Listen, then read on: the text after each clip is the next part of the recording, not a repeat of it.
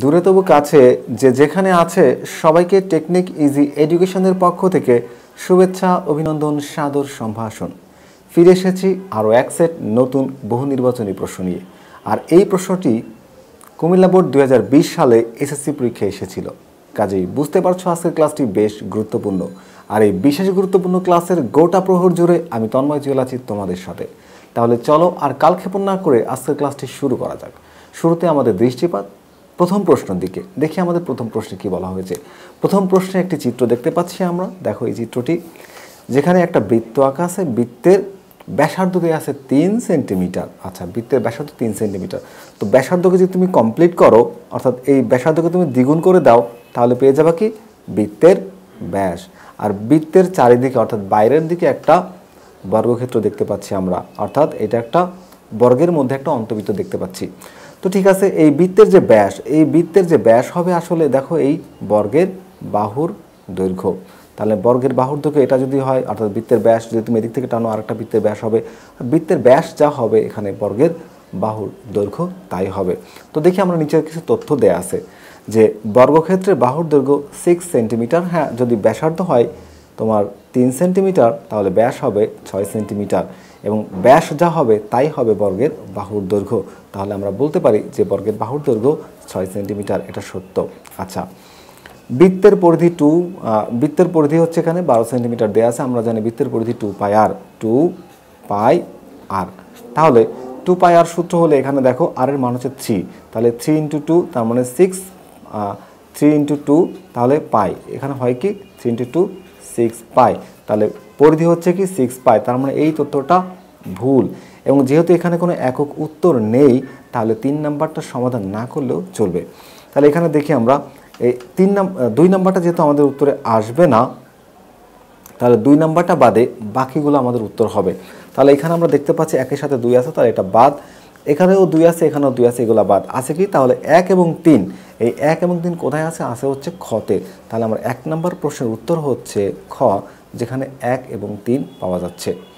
আচ্ছা, আমরা 2 নাম্বার প্রশ্নটি খেয়াল করি। আমরা 2 নাম্বার প্রশ্ন দেখতে পাচ্ছি কোনো বর্গের বাহুর দৈর্ঘ্য 10% হ্রাস পেলে এর ক্ষেত্রফল শতকরা কত হ্রাস পাবে। তো আমরা জানি যে এটা আমাদের পাঠ্য বইয়ের অঙ্ক। এটা হচ্ছে আমাদের পাঠ্য বইয়ের 11.2 এর 17 অথবা 18 নম্বর অঙ্কটা, যেখানে 10% বৃদ্ধি পায় আর এখানে হ্রাস পেয়েছে। তো হিসাবটা আসলে একই রকম। তো আমরা যদি বর্গের বাহুর দৈর্ঘ্যকে ধরি হচ্ছে x মিটার, তাহলে এখানে ক্ষেত্রফল হবে x² বর্গমিটার।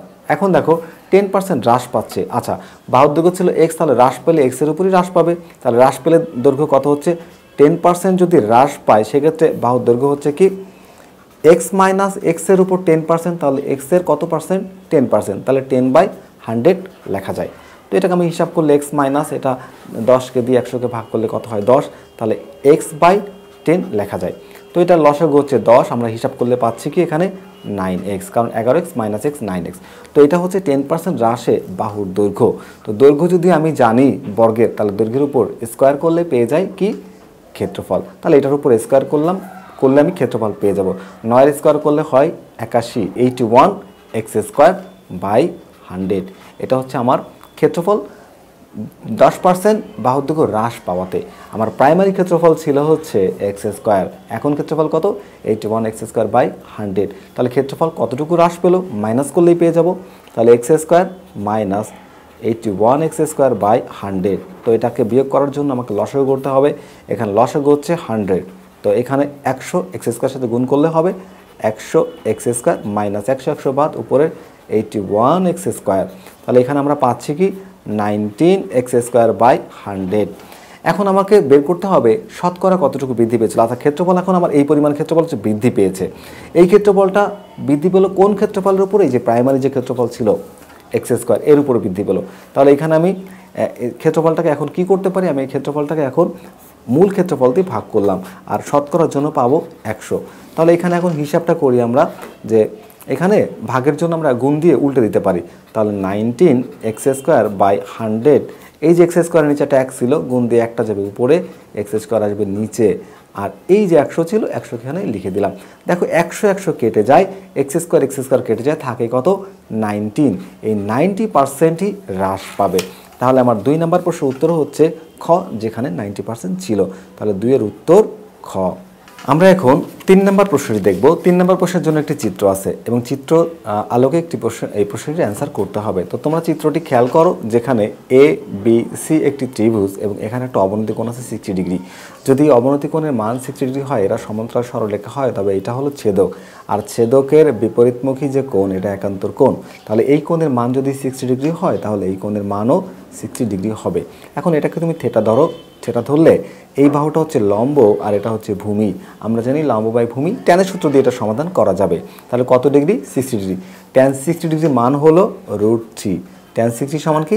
√3। আচ্ছা, ট্যান সমান কি? লম্ব বাই ভূমি। এই ত্রিভুজের ক্ষেত্রে এবিটা হচ্ছে লম্ব, তাহলে এখানে এইচটা হলো লম্ব আর ভূমির মান দেয়া আছে কত? 25 সেন্টিমিটার। তাহলে লিখতে পারি 25 সেন্টিমিটার। আমাকে বের করতে বলছে কিসের মান? এইচ এর মান। তাহলে এখন আর গুণন করি, আর গুণন করলে এইচ ইকুয়ালস টু 25√3। তাহলে আমার প্রশ্নের উত্তর কি? 25√3। এবং 25√3 আমি দেখতে পাচ্ছি 3-এর কতে, তাহলে 3-এর উত্তর হচ্ছে ক। এরপরে 4 নম্বর প্রশ্নে কি বলা হয়েছে যে x² - 4/x² ইকুয়ালস টু 0। আচ্ছা, এটা একটা বহুপদী প্রশ্ন। আমরা দেখতে পাচ্ছি অনেকগুলো পদ দেয়া আছে, এখানে কোনটা সঠিক আমাদের খুঁজে বের করতে হবে। আগে আমরা উত্তরটা দেখে নিই, যেখানে কোনো একক উত্তর নেই, তার মানে কোনো একটি এখানে ভুল থাকতে পারে অথবা নাও থাকতে পারে, আমাদের হিসাব করে দেখতে হবে। তাহলে আমরা দেখি যে এখানে আছে কি x² - 4/x², এটাকে আমরা একটু হিসাব করতে পারি। তাহলে x² - 4/x² ইকুয়ালস টু 0।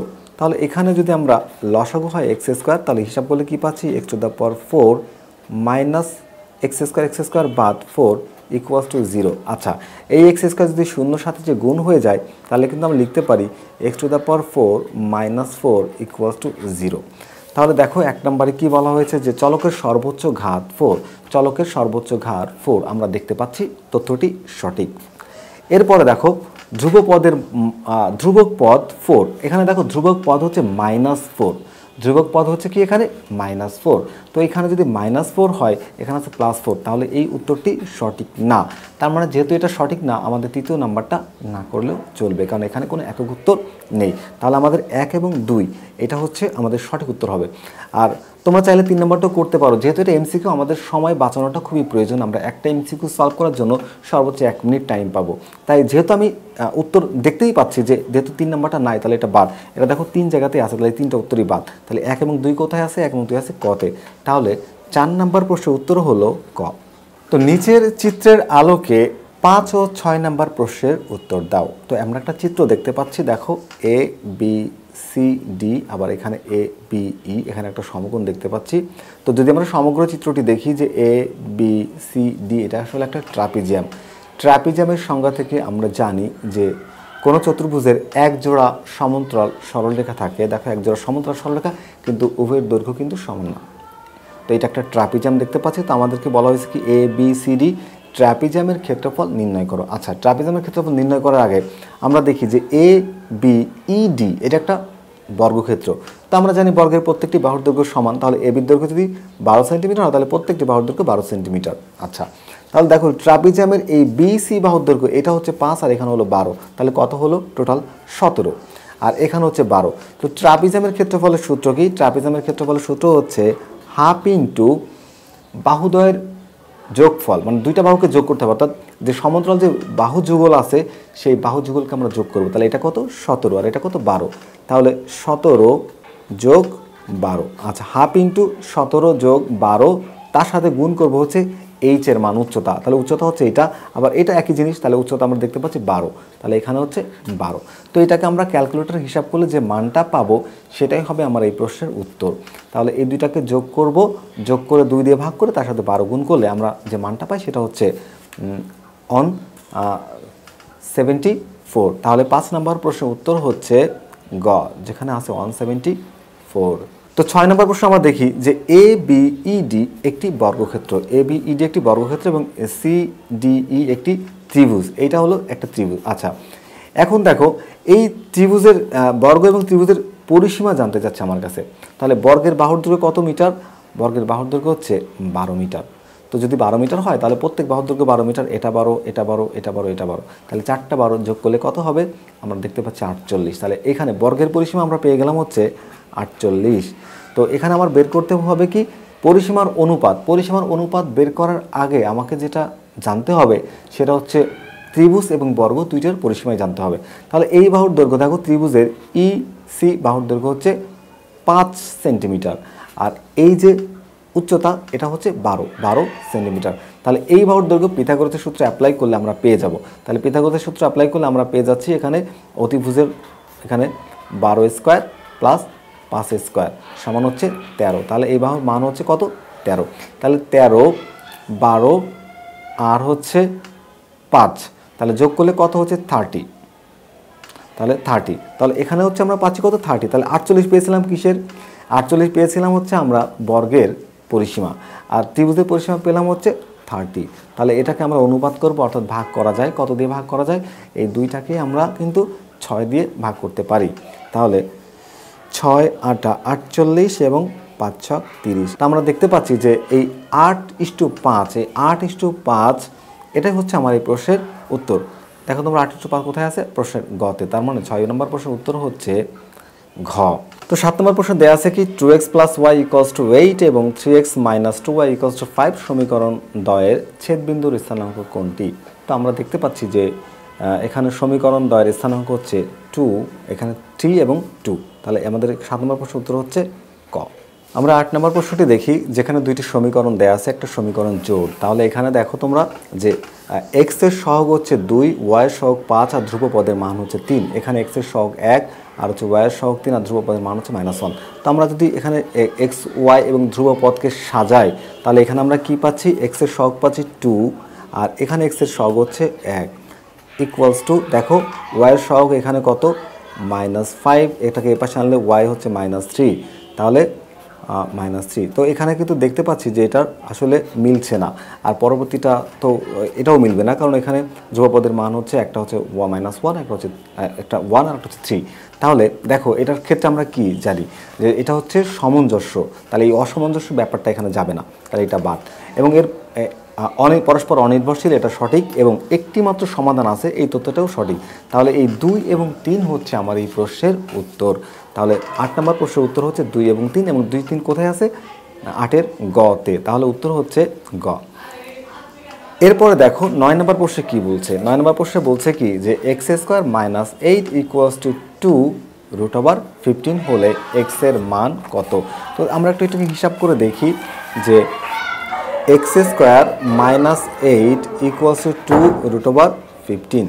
তো আমরা এই যে -8কে ওপাশে যদি নিয়ে যাই তাহলে হয়ে যাবে প্লাস। তাহলে x² = 8 + 2 √15। এখন এই 8কে কিন্তু আমরা ভেঙে লিখতে পারি। তাহলে এখানে দেখো যে এই 8কে আমরা সূত্রের মধ্যে নিয়ে আসার চেষ্টা করব। তাহলে x² = তাহলে এখানে সূত্রের জন্য আমার লাগবে কি 2, এখানে আমরা হচ্ছে 3 এবং 5 এর গুণফল কত হয়? 3 এবং 5 এর গুণফল হয় 15। তাহলে এখানে 5 √5 × √3 লিখতে পারি। আর এই যে 8, তাহলে এখানে লিখলাম হচ্ছে 5 আর এখানে লিখলাম হচ্ছে 3। তাহলে 5 আর 3 8 হয়। এখন দেখো যদি আমি এটার উপর একটা রুট করি আর এটার উপর একটা রুট করে আবার স্কোয়ার করে দিই তাহলে কিন্তু রুট স্কোয়ারে কাটা যায়, তাহলে দেখো এই √5কে তুমি ধরো a, √3কে ধরো তুমি b, তাহলে a² + 2ab + b² কিসের সূত্র হয়? a + b হোল স্কোয়ারের সূত্র। তাহলে √5 + √3 এর উপর হোল স্কোয়ার। দুই পাশে যদি স্কোয়ার বাদ দিয়ে দেই তাহলে x এর মান কি দাঁড়ায়? হচ্ছে √5 + √3। এই √5 + √3 হচ্ছে আমার এই প্রশ্নের উত্তর। তাহলে √5 + √3 পাচ্ছি 9 গতে। তাহলে 9 নম্বর প্রশ্নের উত্তর হচ্ছে গ। 10 নম্বর প্রশ্নে আমরা কি দেখতে পাচ্ছি? কোনটি সমকোণী ত্রিভুজের কোণগুলোর অনুপাত? আচ্ছা, সমকোণী ত্রিভুজ বলতে আমরা কি বুঝি? আমরা বুঝি সমকোণী ত্রিভুজ বলতে এমন একটি ত্রিভুজ যার একটি কোণের মান হচ্ছে 90 ডিগ্রি। একটি কোণের মান হচ্ছে 90 ডিগ্রি। তো একটি কোণের মান যদি 90 ডিগ্রি হয় তাহলে বাকি দুইটা কোণ যোগ করলে কত হবে? 90 ডিগ্রি হবে। তার মানে এই একটি কোণের মান অপর দুইটি কোণের মানের যোগফলের সমান।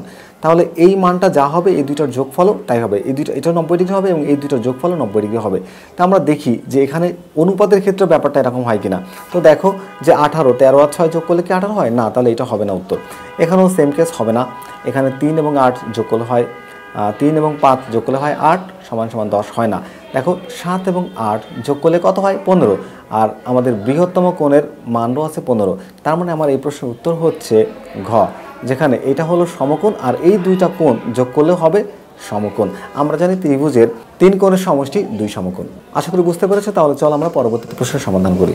তো আমরা দেখতে পাচ্ছি যে নিচের তথ্যের আলোকে 11 ও 12 নং প্রশ্নের উত্তর দাও। তো তথ্যটা কি আছে যে পি কিউ আর সমকোণী ত্রিভুজের আর কোণ হচ্ছে সমকোণ। আচ্ছা, তাহলে আমরা একটা সমকোণী ত্রিভুজ আঁকি। এটা হলো একটা সমকোণী ত্রিভুজ। তো সমকোণী ত্রিভুজের এই আরটা হলো সমকোণ। তাহলে এইটা পি আর একটা হচ্ছে কিউ। ওকে, তাহলে এখানে দিই পি আর এখানে দিই কিউ।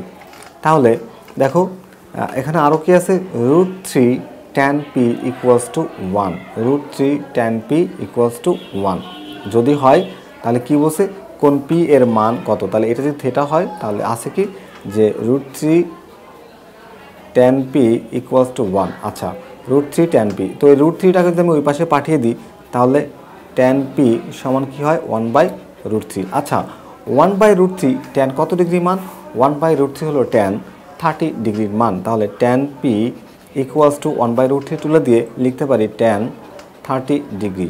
দুই পাশ থেকে tan বাদ দিয়ে দিলে কোন p এর মান দাঁড়ায় 30 ডিগ্রি। তাহলে 11 নম্বর প্রশ্নের উত্তর হচ্ছে ক, যেখানে 30 ডিগ্রিকে খুঁজে পাওয়া যাচ্ছে। 12 নম্বর প্রশ্ন বলছে কি যে উপরের তথ্য অনুসারে sin p plus q equals to 1।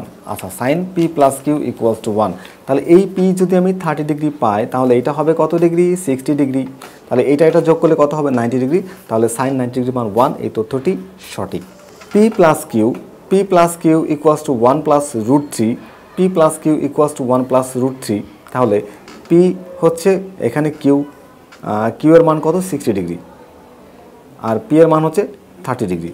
এবং p এবং q গুণ করলে যে মানটা হচ্ছে সেটা আসলে 1 প্লাস √3 এর কখনোই সমান হয় না। তাহলে এই তথ্যটি ভুল, এই তথ্যটি ভুল। এখানে দেখতে পাচ্ছি cos p এবং sin q দুইটা যোগ করলে আসলে কি tan হচ্ছে কিসের সমান হবে, tan 60 ডিগ্রি মানের সমান হবে। আচ্ছা, cos p, তাহলে cos এটা দেখো, এটা যদি এখানে যদি আমি থিটা ধরি তাহলে এটা লম্ব, এটা ভূমি, আর এটা হচ্ছে অতিভুজ। তাহলে এখানে দেখো 1/√3 পাচ্ছি tan 30 মানে 1/√3, তাহলে এটার মান হবে 2।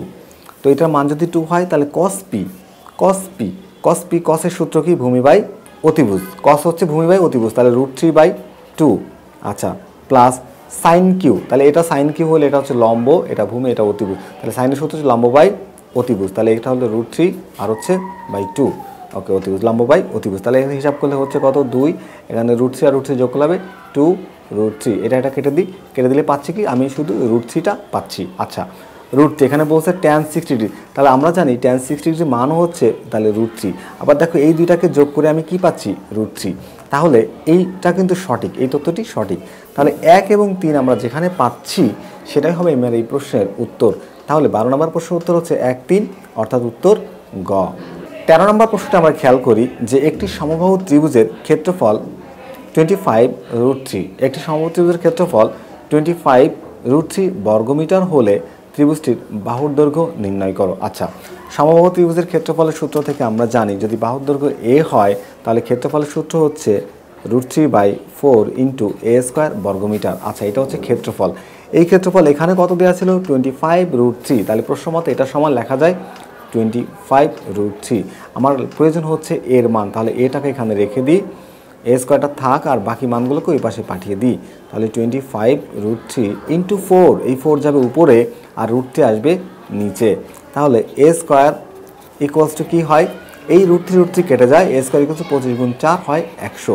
এই স্কোয়ারকে তুমি ওই পাশে পাঠাও তাহলে রুট হবে, আর 100 রুট করলে হয় 10। তাহলে বাহুর দৈর্ঘ্য কত মিটার, 10 মিটার। তার মানে আমার এই প্রশ্নের উত্তর হচ্ছে খ। তাহলে 13 উত্তর খ। তো আমরা আরেকটা প্রশ্ন দেখতে পাচ্ছি 14 নম্বর প্রশ্ন বলছে কি f of x একটি ফাংশন দেয়া আছে f of x = x to the power 4 minus mx² plus 5 এবং f of -1 = 0। আচ্ছা, তাহলে m এর মানটা কত, m এর মানটা আমাকে বের করতে হবে। তাহলে f of x এখানে দেয়া আছে f of x = x to the power 4 minus mx² plus 5। যখন f of -1 x এর মানটা এখন -1, তো যেখানে আমি x খুঁজে পাবো সেখানে -1টা বসিয়ে দিব। তাহলে m x এর মান হচ্ছে -1, তার উপর করি স্কোয়ার প্লাস 5। হিসাব করলে কি পাচ্ছি, একের উপর পাওয়ার কত 4, তাহলে একের উপর পাওয়ার 4 হলেও একের মান আসলে একই হবে, কিন্তু এখানে যেহেতু জোড় সংখ্যা মাইনাসটা আর থাকবে না, হয়ে যাবে 1। দেখো এখানে যদি একের স্কোয়ার করি তাহলে মাইনাসটা আর থাকে না, তাহলে এখানে -m প্লাস 5, তাহলে এই 5 এবং 1 যোগ করলে আমি কি পাচ্ছি -m প্লাস 6।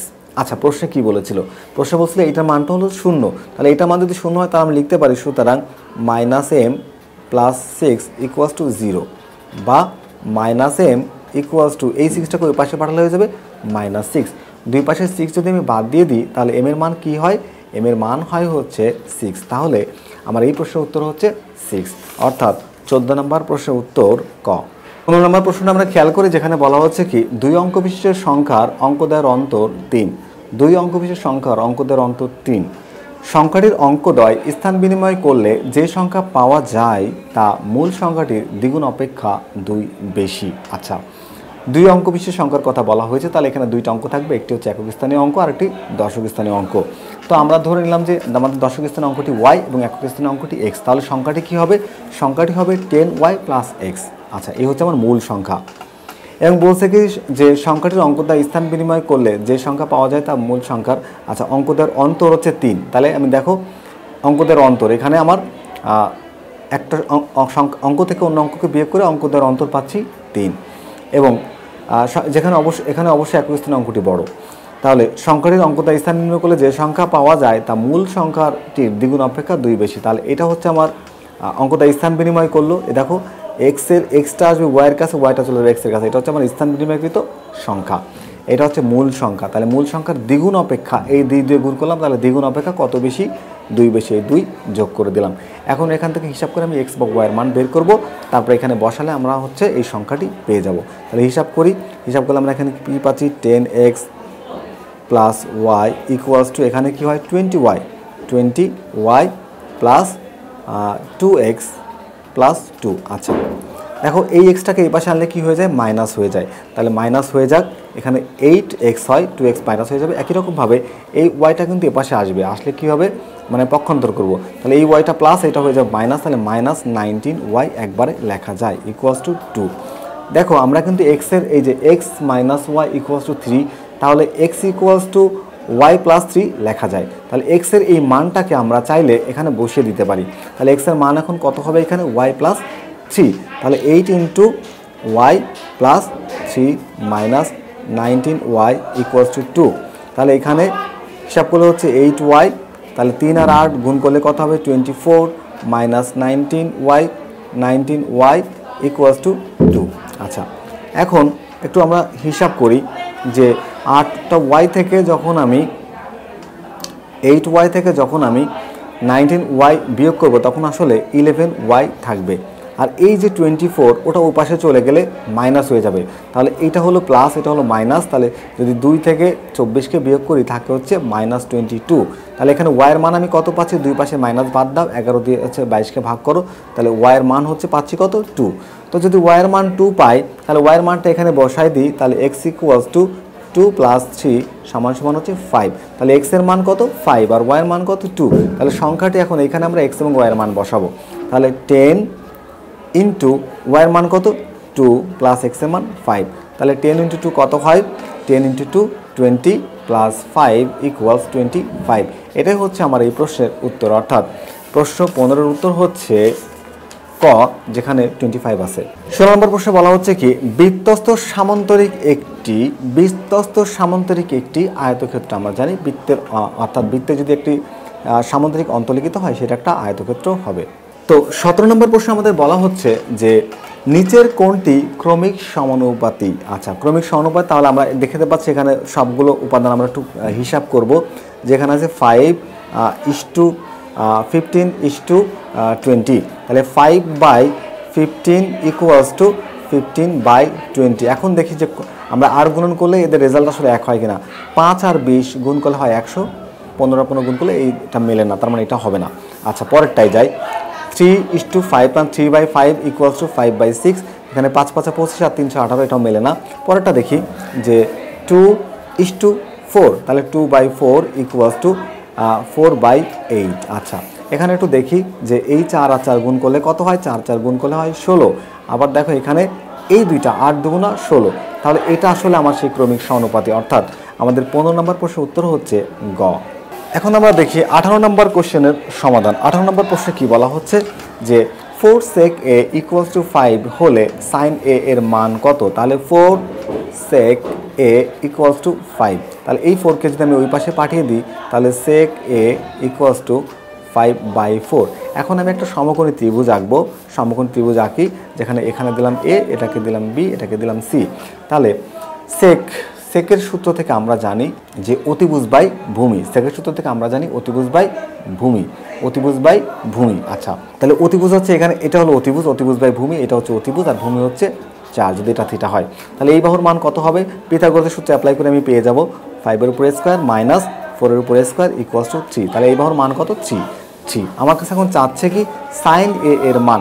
সাইন থেকে আমরা জানি লম্ব বাই অতিভুজ, তাহলে লম্ব হচ্ছে এখানে 3 আর অতিভুজ হচ্ছে 5, তাহলে 3/5। এই প্রশ্নের উত্তর হচ্ছে 3/5, অর্থাৎ 18 নম্বর প্রশ্নের উত্তর গ।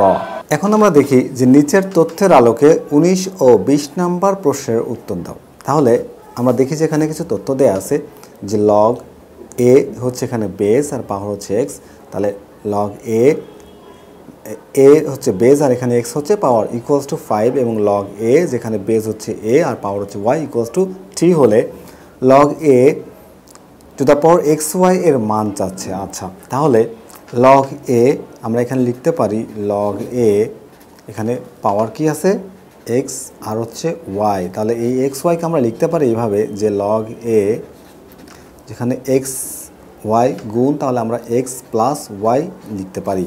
তাহলে এইখানে log a, এখানে x আর y এর মান, x এর মান কত দেওয়া আছে 5 আর y এর মান হচ্ছে 3, তাহলে এখানে আমরা করতে পারি কি 3 প্লাস 5, তাহলে কত হয়? মানটা হয় 8, তাহলে এটার মান হচ্ছে কত? 8, অর্থাৎ 19-এর উত্তর গ। 20 নম্বর প্রশ্ন বলছে কি log যেখানে বেস হচ্ছে y এবং পাওয়ার হচ্ছে x, তাহলে এই উত্তরটা হবে হচ্ছে 5/3। যেখানে দেখো x এর মান আছে 5 এবং এখানে আছে 3, তাহলে এখানে উত্তর হবে 5/3। আমরা পরবর্তী প্রশ্নটি খেয়াল করি যে 21 নম্বর প্রশ্নে কি বলছে যে একটা চিত্র দেয়া আছে। এখানে দেখো চিত্রে এটা হচ্ছে একটা বৃত্ত, বৃত্তের মধ্যে একটা অন্তর্লিখিত চতুর্ভুজ, এটা বৃত্তের কেন্দ্র, আর এটা হচ্ছে একটা স্পর্শক। তো এটা হচ্ছে স্পর্শক, স্পর্শক বিন্দুতে এখানে যে কোণটা উৎপন্ন হয় এটা হলো সমকোণ, তাহলে কোণ ও ডি পি এটা হচ্ছে সমকোণ। দেখো তাহলে এই কোণটা 90 ডিগ্রি, আর এই কোণ এবং এই কোণের যোগফল হচ্ছে 90 ডিগ্রি। তাহলে যদি এই দুইটা কোণের যোগফল 90 ডিগ্রি হয়, তাহলে 90 ডিগ্রি এখানে 2x আর x, 3x সমান 90 ডিগ্রি, তাহলে 2x এর মান হচ্ছে 60 ডিগ্রি, x এর মান হলো 30 ডিগ্রি। তাহলে অকেন্দ্রবিশিষ্ট বৃত্তে ডিপি স্পর্শক। আচ্ছা, তাহলে অকেন্দ্রবিশিষ্ট বৃত্তে ডিপি স্পর্শক, ঠিক আছে। এখানে 1 নম্বরে বলা হচ্ছে কি বিএডি। দেখো এখান থেকে যদি আমি এইটা হলো বৃত্তের ব্যাসার্ধ যদি সোজা টেনে যাই তাহলে ব্যাস হয়ে যায়, এবং দেখতে পাচ্ছি যে এদিকে বৃত্তের অর্ধেক আর এদিকে অর্ধেক, তাহলে এই যে চাপটা বিএডি, এই যে চাপটা এটা হলো বৃত্তের বড় চাপ, আর আমরা জানি বড় চাপকে বলা হয় অধিচাপ, তাহলে এই তথ্যটি সঠিক। এবং দেখো কোণ ওপিডি, কোণ ওপিডি এটা হলো 60 ডিগ্রি এবং 30 ডিগ্রি, এই দুইটা মিলে হচ্ছে 90 ডিগ্রি, আর এই কোণটা হচ্ছে 90 ডিগ্রি, কারণ এখানে 2x সমান 60 আর x সমান 30, টোটাল মিলে হচ্ছে 90 আর এটা 90, তাহলে এই যে কোণটার মান 90 ডিগ্রি বলছে এবং এটা তাহলে সঠিক। আচ্ছা দেখো, এবং এখানে যে বলছে কোণ বিএডি, কোণ বিএডি 80 ডিগ্রি দেখাচ্ছে, এখানে হলো কোনো শর্তে 80 ডিগ্রি আসে না, কারণ এখানে হিসাব করার সুযোগ নেই, তো এই তথ্যটা আসলে ভুল, তাহলে এটাকে আমরা উত্তরে নিতে পারবো না। তাহলে আমাদের উত্তর হচ্ছে 1 এবং 3। তো 1 3 আমরা কোথায় পাচ্ছি? 1 3 পাচ্ছি আমরা খতে, তাহলে 21 নম্বর প্রশ্নের উত্তর হচ্ছে খ। আমরা 22 নম্বর প্রশ্নটি খেয়াল করি যে এখানে একটা সূচকের ছোট্ট একটা অঙ্ক দেওয়া আছে যে 9 to the power n plus 1 equals to 243 হলে n এর মান নির্ণয় করো। তাহলে এখানে আমাদের একটু হিসাব করতে হবে, যে হিসাবটা হচ্ছে এখানে দেওয়া আছে কি 9 to the power n plus 1 equals to 243। আচ্ছা, তাহলে আমরা কিন্তু চাইলে এই 9কে 3² দিয়ে লিখতে পারি, আর এখানে যে n প্লাস 1 এমন থাকলো, আর এখানে সংখ্যাটা কত? 243। আচ্ছা দেখো, এখন এখানে এই যে 2 যে স্কোয়ার করছিলাম, এই স্কোয়ারের সাথে এই পাওয়ারটার গুণের সম্পর্ক, তাহলে আমি গুণটা করে দিই 2n প্লাস 2। আচ্ছা, এখানে আমার বেজ কত? বেজ হচ্ছে 3, তাহলে আমি এখানকার বেজও 3 করে দিই। আসলে এখানে সংখ্যাটা কত ছিল? সংখ্যাটা ছিল 243। তাহলে 3 এর উপর কত পাওয়ার করলে আসলে 243 হয়? 3 এর উপর পাওয়ার যখন 5 হয় তখন আসলে 243 হয়, 243। তাহলে এই এপাশের বেজ এবং এপাশের বেজ যদি আমি এখন বাদ দিয়ে দিই তাহলে কি হয়? 2n + 2 = 5। আচ্ছা, এই 2 ওই পাশে যায় বিয়োগ হয়ে যাবে, তাহলে 2n = 3। 5 থেকে 2 বিয়োগ করলে 3, তাহলে n এর মান কি হয়? n এর মান হয় 3/2। তাহলে আমার এই প্রশ্নের উত্তর হচ্ছে 3/2। তাহলে 22 নম্বর উত্তর 3/2। 3/2 আমরা পাচ্ছি খতে, তাহলে এই প্রশ্নের উত্তর হচ্ছে খ। 23 নম্বর প্রশ্নটা আমরা খেয়াল করি যে x element of n such that x মৌলিক সংখ্যা এবং x এর মানটা আমরা দেখতে পাচ্ছি যে লেস ইকুয়াল 5, অর্থাৎ x এর মানটা 5-এর সমান অথবা তার থেকে ছোট। এবং এখানে বলা হচ্ছে মৌলিক সংখ্যা, তাহলে 5 এবং তার থেকে ছোট যে মৌলিক সংখ্যা, আমরা জানি যে একমাত্র 2 হচ্ছে জোড় মৌলিক সংখ্যা, আর যত মৌলিক সংখ্যা আছে সব বেজোড়। আর মৌলিক সংখ্যা বলতে আমরা কি বুঝি? মৌলিক সংখ্যা বলতে আমরা বুঝি সেই সকল সংখ্যাকে যাদেরকে শুধুমাত্র 1 দ্বারা এবং ওই সংখ্যা দ্বারা ভাগ করা যায়। তাহলে আমরা দেখতে পাচ্ছি যে 5 অপেক্ষা বা 5-এর সমান বা তার থেকে ছোট 3 একটা মৌলিক সংখ্যা, এই 5 মৌলিক সংখ্যা, 3 মৌলিক সংখ্যা এবং 2 মৌলিক সংখ্যা। তাহলে 23 নম্বর উত্তর হচ্ছে গ। দেখো এখানে আরও আমরা দেখতে পাই 7 মৌলিক সংখ্যা, কিন্তু এটা 5-এর চেয়ে বড় এবং এটাও 5-এর চেয়ে বড়, তাই এই উত্তরগুলো আমরা নিতে পারবো না, আমাদের এটাই হবে উত্তর। আচ্ছা, 24 নম্বর প্রশ্ন বলছে কি 25% লাভে ক্রয় মূল্য ও বিক্রয় মূল্যের অনুপাত কত? আচ্ছা, 25% লাভে ক্রয় মূল্য ও বিক্রয় মূল্যের অনুপাত। আচ্ছা, আমি ধরি যে একটা পণ্যের ক্রয় মূল্য হচ্ছে 100 টাকা, আর 25% লাভ মানে 100 টাকার উপর যদি 25% লাভ হয় তাহলে 100-র সাথে 25 যোগ হয়ে যাবে 125 টাকা। যদি এটাকে আমি ভাগ করে দিই 25 দিয়ে, তাহলে 4-25 100 আর 5-25 125। তাহলে এটাই হচ্ছে আমার ক্রয় মূল্য এবং বিক্রয় মূল্যের অনুপাত, অর্থাৎ 24 নম্বর প্রশ্নের উত্তর হচ্ছে ঘ, যেখানে 4:5 আছে। আচ্ছা, এবার একটা সমস্যা দিয়েছে আমাদের চ্যাপ্টার 1 থেকে বাস্তব সংখ্যা, যেখানে 42.18 যেখানে 1 এবং 8-এর উপর পৌনঃপুনিক ইন্টু 0.28 যেখানে 8-এর উপর পৌনঃপুনিক দেওয়া ছিল।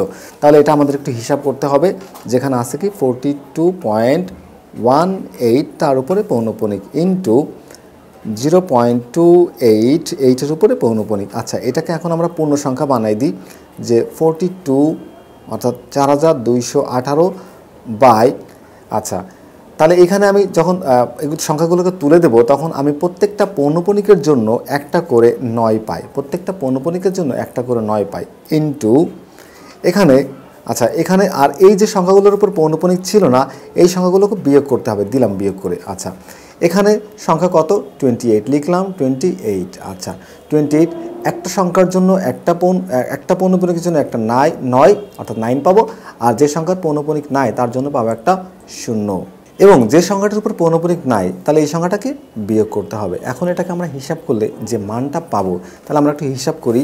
এখানে আমরা পাচ্ছি বিয়োগ করে 4176/99 ইন্টু এখানে পাচ্ছি 26/90।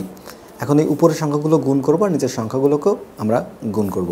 তাহলে আমরা এই সংখ্যাটাকে এখন হিসাব করলাম, উপরে দুটাকে গুণ করে আমরা এই সংখ্যাটা পাই এবং নিচে দুইটাকে গুণ করে আমরা এই সংখ্যা পাই, এবং এই সংখ্যাকে যখন আমি এই সংখ্যাটা দিয়ে ভাগ করি তখন যে মানটা পাই 12.18585858 18585858। তাহলে দেখতে পাচ্ছি আমরা যে সংখ্যাটা হচ্ছে কি 12.1858585। তাহলে আমরা লিখতে পারি 12 পয়েন্ট, আমাদের উত্তর আছে কি এখানে?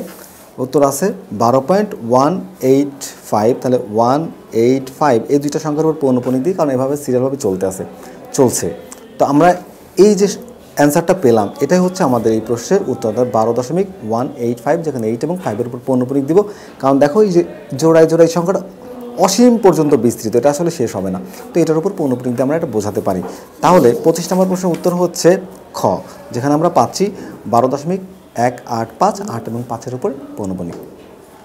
আমরা 26 নম্বর প্রশ্নটি খেয়াল করি যে x + 1/x = √5 হলে আমাদের নিচে 3টি তথ্য দেয়া আছে, আমাদের দেখতে হবে যে কোন কোন তথ্যগুলো সঠিক। তাহলে আমরা একটু এই সমীকরণটি হিসাব করি যে x + 1/x ইকুয়ালস টু √5। আচ্ছা, আমরা একটু এটাকে স্কোয়ার করে দিই বা বর্গ করি। তো বর্গ করলে দেখো এই এক্সটাকে আর 1/xটাকে বি ধরে আমরা সূত্র বসাতে পারি এক্স স্কোয়ার মানে এ স্কোয়ার প্লাস 2ab 2a এটা হলো b plus b square okay equals to root এবং স্কোয়ারে কাটা যায়, এটা হয়ে যায় 5। এখন দেখো এই প্লাস এক্স স্কোয়ার উপর এক্স স্কোয়ার নিচে এসে কেটে যায়, তাহলে x square plus 1/x square equals to 5। আর এই যে 2 এখানে প্লাস ছিল এটাকে ওই পাশে পাঠিয়ে দিলে হয়ে যাবে মাইনাস। তাহলে কি হচ্ছে x square plus 1/x square equals to 3। দেখো x square plus 1/x square মান এখানে কত দেওয়া আছে, এখান থেকে আছে 5। তাহলে আমরা দেখতে পাচ্ছি যে এই উত্তরটি ভুল। আর এখানে আসলে কোনো একক উত্তর নেই, সব উত্তর জোড়ায় জোড়ায়। যেহেতু 3 নাম্বারটা ভুল, তাহলে 3 নাম্বারটা বাদ দিয়ে যে উত্তরটা থাকে সেটা আসলে আমাদের এই প্রশ্নের সঠিক উত্তর। তাহলে এই 3 আছে এখানে বাদ, এখানে আছে বাদ, তাহলে কতে আছে শুধু 1 আর 2। তাহলে এই 1 এবং 2 এটাই হবে আমার এই প্রশ্নের সঠিক উত্তর। আশা করি বুঝতে পেরেছো। 27 নম্বর প্রশ্নটি আমরা খেয়াল করি, যেখানে একটি চিত্র দেয়া আছে। চিত্রে দেখো ই থেকে পি পর্যন্ত একটি সরল রেখা, আর এই হলো এ থেকে বি পর্যন্ত, এ থেকে এই পর্যন্ত একটি সরলরেখা, এ থেকে এই পর্যন্ত আরেকটি সরলরেখা।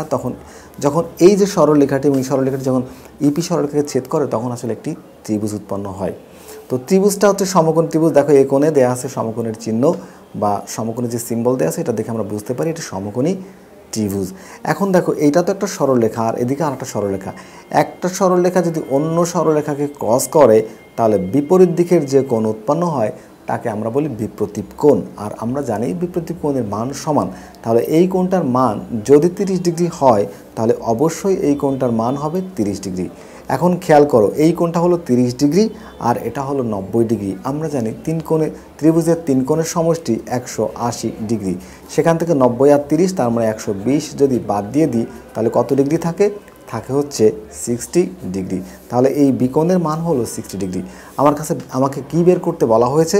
বের করতে বলা হয়েছে কোণ এ বিই, কোণ এ বিই অর্থাৎ এই কোণটার মান। দেখো এই কোণটা যদি ঘুরে এ পর্যন্ত আসতো তাহলে সরল রেখা তৈরি হতো, আর সরল রেখার কোণ হচ্ছে 180 ডিগ্রি। তাহলে এই 180 ডিগ্রি থেকে যদি আমি এই 60 ডিগ্রিকে বাদ দিয়ে দিই তাহলে যে মানটা পাবো 120 ডিগ্রি। এই 120 ডিগ্রি হচ্ছে এই কোণটার মান, অর্থাৎ কোণ এ বিই এর মান 120 ডিগ্রি। তার মানে আমার প্রশ্ন 27 উত্তর হচ্ছে গ। এখন দেখো 28 নম্বর প্রশ্নটি কি আছে, এখানে কিছু তথ্য দেওয়া আছে এবং দেখতে পাচ্ছি আমরা তথ্যগুলো বেশ সাজানো গোছানো। উচ্চতা দেওয়া আছে এবং গণসংখ্যা দেওয়া আছে 120, 125, 130, 135 এবং 140 এটা উচ্চতা। তাহলে আমরা এখান থেকে বের করতে বলছি পদার্থ উপাত্তের মধ্যক। এটা খুবই সহজ। আমরা ছোট সংখ্যা এদিক থেকে একটা বাদ দিলাম, এদিক থেকে একটা বড় সংখ্যা বাদ দিলাম, এই থেকে একটা ছোট সংখ্যা বাদ দিলাম, এদিক থেকে একটা বড় সংখ্যা বাদ দিলাম। তাহলে মাঝখানে যে সংখ্যাটি থাকে এইটি হলো এই প্রশ্নের উত্তর, অর্থাৎ উপাত্তের মধ্যক। তাহলে 28 নম্বর প্রশ্নের উত্তর হচ্ছে খ। এখন আমরা 29 নম্বর প্রশ্নটি খেয়াল করব। 29 নম্বর প্রশ্নটি একটি অনুক্রম দেয়া আছে বা একটি ধারা দেয়া আছে। আমরা দেখতে পাচ্ছি 1/2, 2/3 এবং 3/4 ... অনুক্রমটির সাধারণ পদ কোনটি? তাহলে আমরা দেখি যে সাধারণ পদ এখানে ধরো তুমি এখানে যে n দেয়া আছে 1/n, নিচে আছে 1/2n, এখানে আছে 1/n+1 আর এখানে আছে 1/n+1। আচ্ছা, এখানে আমরা n এর বিভিন্ন মান বসিয়ে দেখব যে আসলে এই অনুক্রমটিকে সমর্থন করে কিনা। যদি সমর্থন করে তাহলে সেই উত্তরটি সঠিক হবে। তাহলে দেখো এখানে যদি আমি n এর মান 1 ধরি, ধরো n এর মান 1 ধরলাম, ধরে আমি এটাকে হিসাব করলাম 1 আর বাই 1, তাহলে 1/1 ইকুয়ালস টু কী হয় 1। তাহলে প্রথম পদ কিন্তু হাফ আছে, আমার একটু হচ্ছে না, তার মানে এটাকে বাদ দিয়ে দাও। এবার এখানে আসো, যদি n এর মান 1 ধরি তাহলে 1 2 টু দ্য পাওয়ার 1। আচ্ছা, 2 এর উপর পাওয়ার 1 হলে 1/2, ঠিক আছে, এটা হচ্ছে। এবার আমরা n এর মান 2 ধরে দেখব। n এর মান যদি 2 ধরি তাহলে 1/2, n এর মান 2 তার মানে 1/4। পরেরটা কিন্তু মিলছে না, তার মানে এটাও বাদ, এটাও সঠিক নয়।